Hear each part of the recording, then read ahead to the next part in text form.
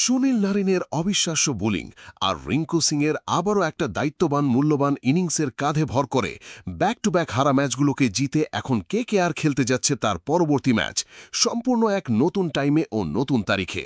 তাই তুমি যদি কেকেআরের একজন ডাই হার্ড ফ্যান হও আর কেকেআরের পরবর্তী ম্যাচটি কখন থেকে কোথায় লাইভ শুরু হয়ে যাচ্ছে সেটা জানতে চাও এবং তার পাশাপাশি তাদের জন্য কোন তিনটি বিরাট বড় সুখবর, ম্যাচটি ঠিক কখন থেকে কোথায় লাইভ শুরু হয়ে যাচ্ছে সেটা তো জানতে চাওই, এবং তার পাশাপাশি তাদের জন্য কোন তিনটি বিরাট বড় সুখবর। তো বন্ধু এভারগ্রিন সুনীল নারিন তো আজ কেকেআর হয়ে সেই ২০১২ সাল থেকে ১৫ বছর ধরে রেগুলারলিভাবে প্রত্যেকটা ম্যাচে চমকপ্রদ বোলিং করে আসছেনই।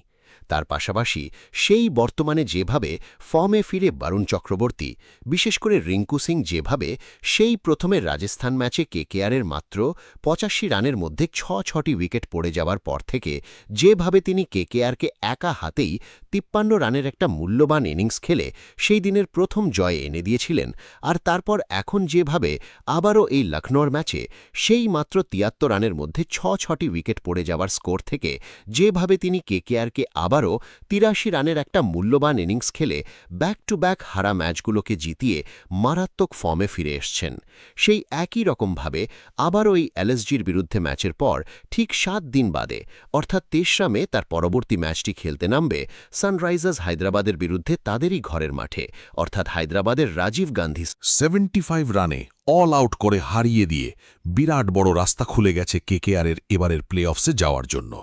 তা বন্ধু, এমনিতে তো যেভাবে কেকেআর এর আগে ৩ বার এই রকম একটা টানা হারের পরিস্থিতি থেকে ঘুরে দাঁড়িয়ে যেভাবে প্লে অফসে পৌঁছেছে, সেখান থেকে এবারও তা একই রকম কাণ্ড ঘটিয়ে ব্যাক টু ব্যাক ম্যাচগুলো জিতে প্লে অফসে খেলার সম্ভাবনা প্রবল রয়েছে।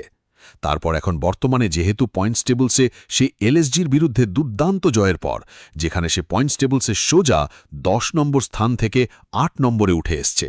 এ পর্যন্ত ৮টা ম্যাচ খেলেই 2.5 এবং -0.75 নেট রান রেট নিয়ে সেখানে একান, কিন্তু সে এই মুহূর্তে এই আরসিবি বনাম দিল্লি ম্যাচের পর সোজা পয়েন্ট টেবিলসে ৮ নাম্বার স্থান থেকে সোজা কিন্তু ৫ অনেকটাই পিছিয়ে রয়েছে।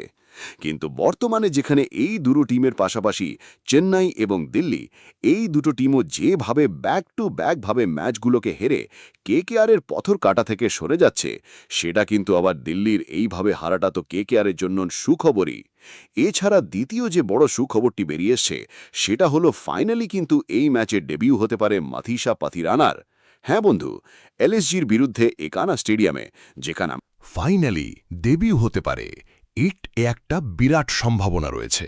কেননা এই পর্যন্ত যে আইপিএল ২০২৩-এ হায়দ্রাবাদের রাজীব গান্ধী ইন্টারন্যাশনাল স্টেডিয়ামে যে কটা ৪টে ম্যাচ খেলা হয়েছে, সেই ৪টে ম্যাচের মধ্যে যে ৬২টা উইকেট পড়েছে, তাই যেভাবে বর্তমানে এই হায়দ্রাবাদের উইকেটে স্পিনারদের থেকে পেসাররা সবথেকে বেশি উইকেট নিচ্ছে, শুধু সেই স্লো ভেরিয়েশন, আপকাটার এবং ইয়র্কার বোলিং করে, তাই সেখানে যেহেতু তিনি একজন ১৪৫+ গতির সঙ্গে সলিড ইনসুইঙ্গার, তাই এই খবরটা তো কেকেআর ফ্যানদের জন্য বড় সুখবরই। তার পাশাপাশি তৃতীয় যে সুখবরটি রয়েছে সেটা হলো হেড টু হেড রেকর্ডকে নিয়ে। হ্যাঁ বস, এ পর্যন্ত আইপিএল ইতিহাসে যেখানে কেকেআর এবং হায়দ্রাবাদ দুটি দল মুখোমুখি হয়েছে, সেখানে শেষবার কিন্তু এই মাঠে সানরাইজার্স হায়দ্রাবাদ কেকেআরকে হারিয়েছিল সেই ৭ বছর আগে ২০১৯ সালে। তাই যদিও বর্তমানে যেভাবে হায়দ্রাবাদ দল দুর্দান্তভাবে কামব্যাক করে যেভাবে ম্যাচগুলো জিততে শুরু করেছে, সেখানে কেকেআরের এতটা সহজ হবে না তাদের ঘরে গিয়ে তাদেরকে হারানোর।